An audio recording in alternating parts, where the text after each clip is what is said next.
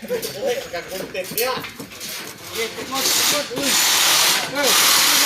muna na yung puting para sa design. Padulong sa taas. Gabuhos na sila. Ang isa po dere ga kuha na ga forma na og retailing wall. Tunga lang sa kuan saka